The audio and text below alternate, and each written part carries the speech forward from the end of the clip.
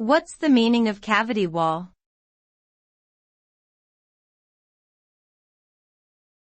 Cavity wall.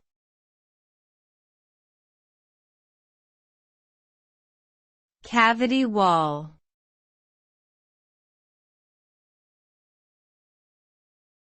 Cavity wall.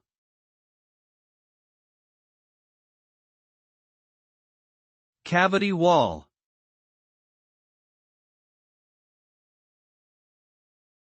A cavity wall is a type of wall commonly used in construction where there are two layers of masonry separated by a gap, otherwise known as the cavity. The purpose of this gap is to prevent moisture from penetrating through the wall and into the interior of the building. This design also enhances thermal insulation, making the structure more energy efficient. The cavity wall is widely used in modern building construction due to its durability and cost-effectiveness.